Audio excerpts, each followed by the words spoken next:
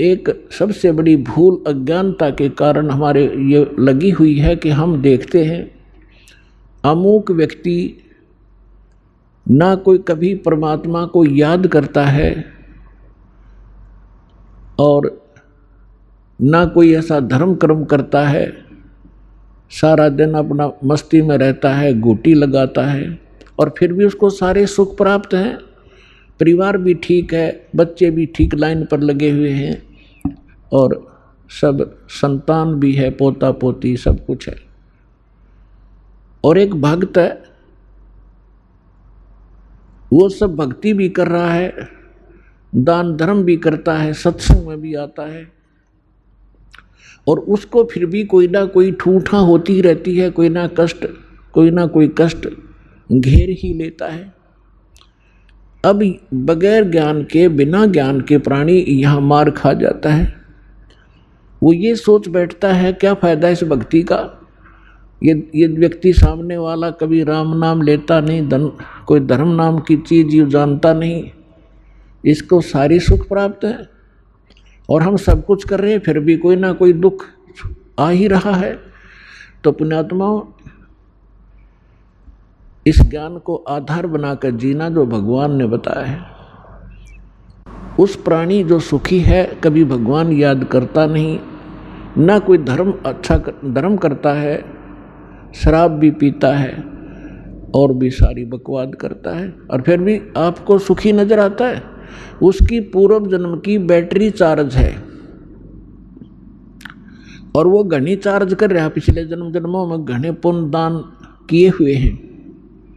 तो परमात्मा किसी का कुछ रखता नहीं है, जिसने जैसा किया है उसका फल पूरा ही देता है। अब जैसे इन्वर्टर की बैटरी चार्ज कर रखी है, आगे चार्जर हटा दिया या चार्जर लगा रखा है तब बिना लाइट के प्लग में बगैर विद्युत के कनेक्शन नहीं जिसमें ला रखा हो, तो वो है जो शास्त्र विदिता क्रमण माना आचरण करते हैं, वो अपना चार्जर उनमें ला रहे हैं जिनमें लाइट नहीं है, बिजली नहीं है, नकली पंथों और संतों के पास गलत साधनाएं करते हैं।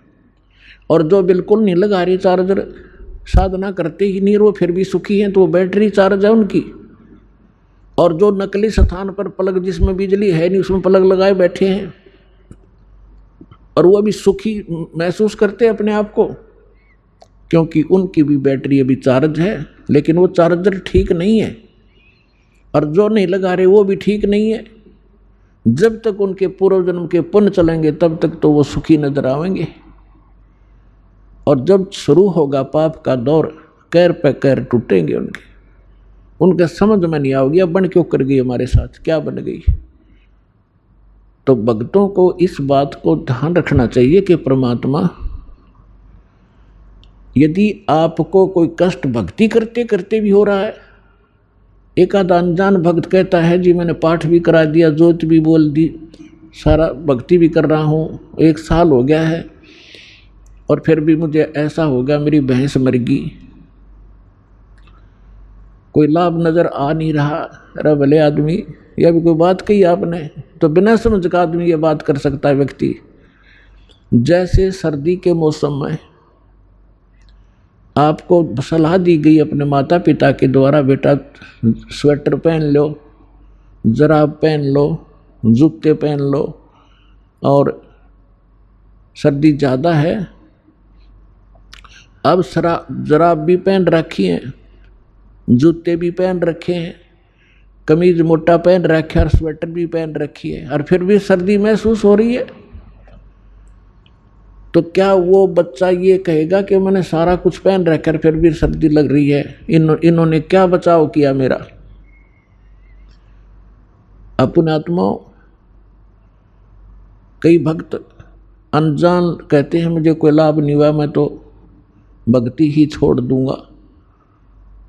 तो ये बातें इस ज्ञान को सच्चे ढंग से अच्छी तरह ना समझने के कारण ही ये मन में इस प्रकार की जो दुर्भावनाएं पैदा होती हैं। उसके लिए सत्संग ध्यान से सुनना चाहिए। अब जिस व्यक्ति ने सर्दी के सारे कपड़े पहन रखे और फिर भी सर्दी महसूस हो रही है, तो वह सर्दी घनी है। और वो यूं कह क्या फायदा है इन कपड़े के पहनने का, जर्सी पहन रहा, स्वेटर पहन रहा। तो उसका समाधान ये है कि यदि ये ना पहन रखे होते तो नमूनिया होकर मर जाता है तो पहले। इन्होंने अपने सत्र का बचाव कर रखे आपके, लेकिन सर्दी घनी है या लगती रहेगी, हानि नहीं कर सकेगी आपको अब। और ये ना पहन रहा होता तो नमूनिया होकर मर जाता। तो पुण्यात्माओं, जो भक्ति आप कर रहे हो, साधना कर रहे हो, पुण्य करते हो, दान करते हो, ये आपको स्वेटर, जर्सी और जुराब पर आई जा रही है, और फिर भी कोई हानि हो रही है तो होने दो वो, क्योंकि आपके पाप कर्मों की सर्दी घनी है, लेकिन वो हानि नहीं कर सकती। थोड़ी बहुत आपको आभास अवश्य होगा, जैसे हाथ ठंडे हो गए, कान्ना का ठंडी ठंडी हवा लग रही है, लेकिन हानि नहीं कर सकता आपको, क्योंकि आपने बहुत बचाव के कपड़े डाल रखे। इस बात को ध्यान रखना।